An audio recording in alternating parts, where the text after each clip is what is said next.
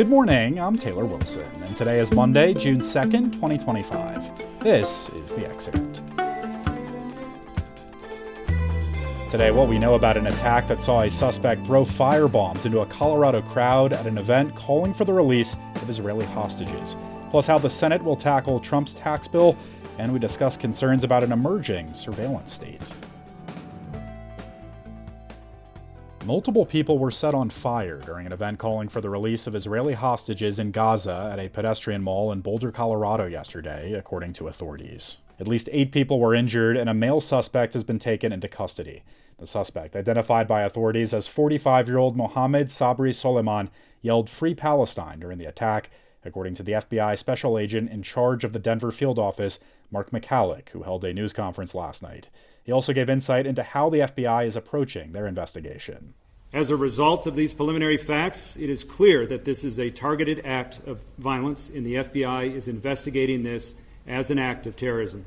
The incident came just over a week after the slaying of 2 Israeli embassy aides outside a Jewish museum in Washington, D.C., and as Israeli hostages are still being held in Gaza. The violence also comes amid continued Israeli strikes in Gaza and renewed hunger concerns there. Israel is blocking all but a trickle of humanitarian aid from entering Gaza, according to the United Nations Office for the Coordination of Humanitarian Affairs.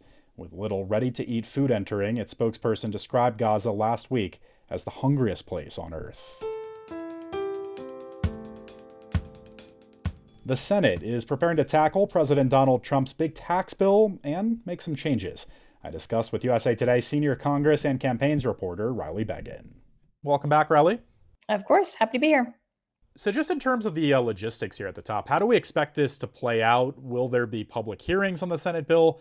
And what's the expected timeline now that lawmakers have returned from this week away? So they are going to hit the ground running. They want to try to pass this bill by the 4th of July, which gives them only 4 working weeks to work out what they want to change in the Senate and then make sure that that grooves with the House. The House will have to pass it again before it can get to the president's desk. So that is a very short time frame for all of those changes. So we can expect things to really start moving here pretty soon next week. But in terms of what to expect, it's actually unclear at the moment whether there are going to be public committee hearings known as markups, where senators are going to be going through potential changes, taking amendments, debating things publicly. That is going to be left up to individual committee chairs to decide. So, for example, the Finance Committee, if they're going to be looking at the tax package, it's really up to the chairman of that committee to decide whether it's going to be a public hearing that does this. The hope is definitely still to pass it by July 4th, but the real deadline I will mention for you guys is the end of July. That is when they will potentially hit the debt ceiling in August. And so lawmakers want to make sure they can get a provision in this bill across the finish line before then, which would raise the debt ceiling by $4 trillion. Who are some of the Senate Republicans, Riley, with major concerns, and what are some of those concerns? They really run the gamut. Just like in the House, there are different factions of the GOP conference that have different concerns. And the Senate is much smaller than the House, of course. So every senator is sort of an island of their own ideas and their own interests.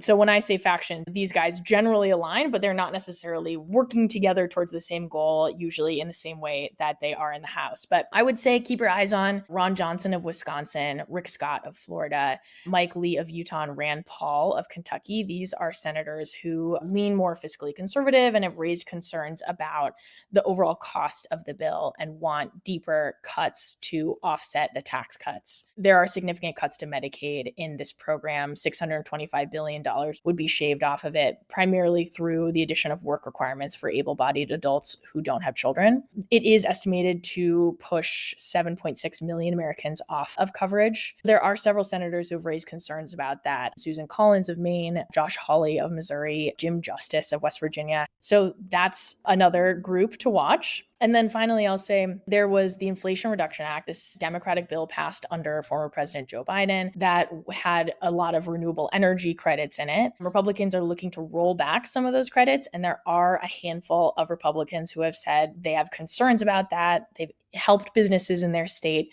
and they want to protect some of those provisions. As for Senate Majority Leader John Thune, how will he factor into these discussions, and really what's at stake for him? Yeah, I mean, he's the new leader succeeding Mitch McConnell, so he definitely has a lot at stake. He is somebody who the conference seems to have a lot of trust in, is going to be listening to all different sides of this, but he wants to make sure that he can deliver for Republicans and for President Trump. So he can only lose 3 Republican votes and still get the majority necessary to pass it, because most Democrats are not going to cross party lines and support it, if any. We will, of course, be watching him closely. Riley Beggin covers Congress and campaigns for USA Today. Thanks, Riley. Of course. Unschooling videos have amassed millions of views on social media as fascination with the educational movement grows. Self-directed education, commonly known as unschooling, is a form of homeschooling that's based on activities and life experiences chosen by the child, according to the Alliance for Self-Directed Learning, or ASDE, a nonprofit dedicated to increasing awareness and accessibility to unschooling. Education experts say parents and caregivers unschool differently. Some take a few pages from the homeschooling curriculum and then carve out lessons for their children. Others attend micro schools or free schools, where unschooled children are grouped together in a nature school or outside school under the guide of parents or teachers, according to Daniel Hamlin, Associate Professor of Education Policy at the University of Oklahoma. Some parents dive into unschooling with no structure and don't initiate any semblance of traditional education unless explicitly asked by their children. There are various reasons why parents and caregivers decide to unschool their children. Many say it's to shield them from the bullying and violence that sometimes play out in a traditional educational setting. Some don't want their children to be forced into learning things they don't find interesting. Others say they don't trust educators to focus on their children if they have special learning needs. While unschooling may work for some families, some argue it's also vulnerable to unintended consequences such as abuse and educational neglect. Laws to prevent abuse and neglect when a child is educated at home, whether it's unschooling or homeschooling, vary from state to state. But about a dozen states don't have any safety nets to ensure a child receives a proper education, according to Jonah Stewart, Interim Executive Director of the Coalition for Responsible Home Education. You can read more about this conversation with a link in today's show notes. There are emerging concerns about surveillance under the Trump administration. I spoke with USA Today national correspondent Trevor Hughes to learn more. Hiya, sir. Hey. So, Trevor, what has the administration been doing when it comes to surveillance? Let's start there. The government has a whole bunch of information about every single person that lives in this country. You pay taxes, you pay property taxes, you register your car. The government has all kinds of information about every single one of us. What the Trump administration is doing is very deliberately breaking down the silos between those government databases. And the end result, they say, is a better ability to detect fraud, detect people who are living here illegally, and to prevent people from voting illegally in American elections if they are not a U.S. citizen. In terms of just kind of formally what's happening here, how is big tech helping to make this happen? So we give social media a whole heck of a lot of information. There's an old saying, which is that if the software is free, then the user is the product.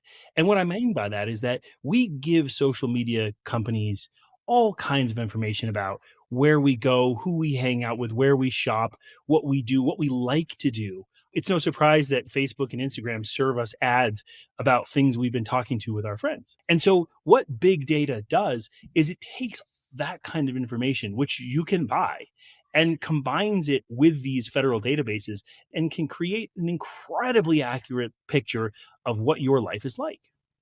Trevor, there have been surveillance concerns in this country for generations. I'm thinking back, especially to the Bush era and some of the issues during those years. How does this compare to previous administrations, what we're seeing now under Trump? During the Bush era, there was a robust conversation about privacy issues. And even though FISA ended up getting approved, the Patriot Act getting approved, there were sort of guardrails. What we're seeing with the Trump administration is, frankly, a lack of public conversation about what it means to do this. And the justification is almost essentially anything is necessary to get rid of all these illegal immigrants that are living in our country. But there's no real public conversation about what it means for the government to sort of turn on and compile all this data. And Trevor, you mentioned FISA. We should just remind folks that's the Foreign Intelligence Surveillance Act of 1978. As for the Trump administration, I guess the migrant point is part of this, but how do they really defend these moves writ large? The issue is that people who are living illegally in this country under the law are not allowed to federal benefits, right? That could include housing, that could include food, medical care, certainly includes voting. And so the Trump administration says it is absolutely necessary to make sure that people who are living here illegally have no access to these sort of federal benefits. But the data that's being collected allows the government to go much, much further than just that. Trevor, how do Americans, just everyday Americans, feel about this stuff and these concerns? It's really important to remember that we collectively as a society wrote the Fourth Amendment into the founding document of our country because we were so concerned about government intrusion into private lives, right? And so privacy has been a core product or value of Americans for a really long time. It's a reason we don't have a national ID system like almost every other major country. And so there is a concern out there, a huge concern. The majority of people worry that the government will misuse this data that it has. But again, we're not seeing a lot of conversation from our elected officials saying, hey, wait a minute, maybe this isn't a good idea. Did you speak with any privacy experts for this piece? What are some of just the specific concerns that they're outlining in this moment? The privacy concerns really, come down to this idea of a double-edged sword. The government needs information to provide services, right? Like I need to file my taxes and the government needs to know my bank account number so it can send me that tax refund every year. The government needs to know my driver's license information, my insurance information, my car information. The concern that privacy advocates have is that because the government has all this data, and because it has previously been siloed, but is now explicitly being targeted to be shared amongst government agencies, that there's a real concern of abuse, right? We have seen police officers abuse access to these databases to stalk people. We have seen people improperly release tax returns of politicians or notable figures. So the abuse already exists. We've seen examples of it. And privacy experts are saying, if you make it even easier to cross-reference all this data, there's a greater risk of that happening going forward. All right. Always eye-opening work from you, Trevor. Trevor Hughes is a national correspondent with USA Today. Thanks, Trevor. Yep, you bet. It's kind time again when good news makes Mondays better. Today's story has it all. Prom night, Steve Carell, and a big surprise for hundreds of students affected by the Los Angeles wildfires. Here's Humankind reporter Ronnie Lee. Attention all seniors, this is Steve Carell with a very special announcement. When Steve Carell appeared on the screen, Pasadena High School senior Emma Thatcher was totally unfazed, at least at first. I thought it was a rumor, I thought it was a joke, I was like, no way. But then came the twist. I work with a wonderful charity based out of Virginia called Alice's Kids. And Alice's Kids wanted me to let you know that they will be paying for all of your prom tickets. Have fun, enjoy the prom. In a single announcement, prom night changed for hundreds of students across 6 Southern California high schools. But for Emma, this gesture meant even more. When LA wildfires forced her family to evacuate, they had no idea what they'd return to. We were in a parking lot in Glendale at Glendale Community College, and 2 hours later, my dad had driven back up and our house was gone. After losing everything in the fire, Emma found hope in unexpected places. Her community rallied around her family. And then came this surprise announcement. I'm at home and I'm like hearing my mom stress out about literally everything. And then it's like, okay, mom, like you don't have to worry about prom tickets. Like that's all covered. Like it's a massive sigh of relief. It felt really nice to like not have to worry about that. For Emma and her classmates, prom night became more than just a dance.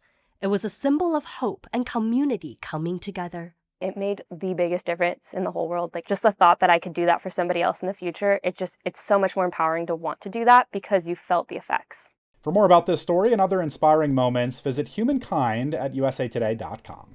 You'll find the link in today's show notes. And coming up later today, we have a new episode of Forum hosted by Michael McCarter. What do you think? Is Caitlin Clark changing the WNBA and women's sports for the better or worse? Is she being covered too much or too little? You can hear what listeners and readers like you are feeling about this. Tune into Forum, publishing today at 4 p.m. Eastern Time on this feed. You can find more opinions on usatoday.com/forum.